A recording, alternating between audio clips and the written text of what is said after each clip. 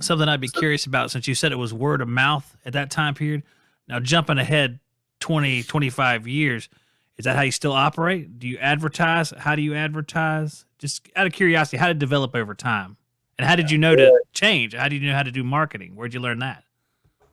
I've always been a computer guy. I built computers when it was hard to do. Back in the early 90s, I could build a tower or CPU, whatever you want to call it, for $500 or $600, and I could sell it for $2,000, $1,500 to people I liked.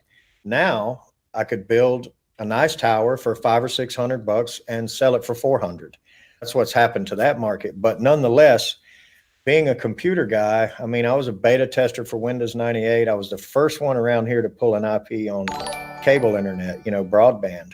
There had to be 10 beta testers, and I was the first of those 10. And so I've always been up into computers and stuff until recent years when it's all plug and play, and there's just falling behind on the times. I'm on a Windows 7 machine right now, and I hate 8 and I hate 10, but the advertising for me was just a race. It was just a game to be in that race.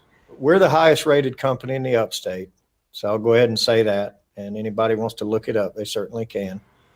But I say that, and here's what I call, with advertising, I call them the big three, is the Better Business Bureau, Angie's List, and Home Advisor.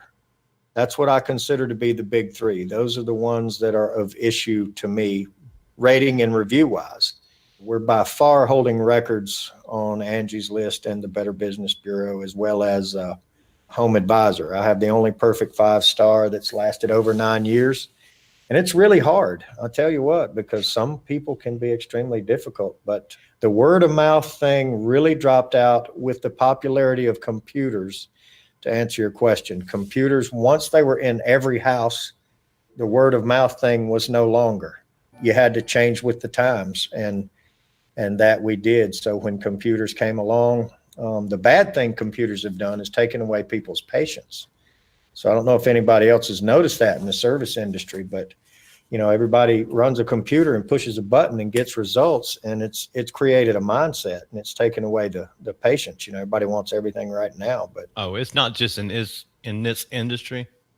Everywhere in the world, maybe not in the caves, but it's taken people's patience. And but that's really when the advertising thing, like I never advertised, and I'm sorry for such a long answer.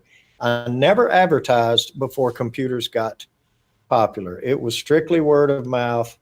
I have fought growth all of my professional life, including today. I did not want the third truck, didn't want the fourth. I absolutely refuse. We operate out of 4 and we have 5, we have a spare, but I just don't want to grow anymore. I just don't want to be any bigger. I want to install about 300 systems a year, and that's about it. Maybe a little less, a little more. I just don't want any more growth. But when computers got popular, by the year 2000, it was seriously, okay, you better start making a presence that way, or you're going to fall to the wayside. Your word of mouth thing is just going to get bowled over, and everybody else is going to be ahead of you. I forgot the question. I don't even know what we asked.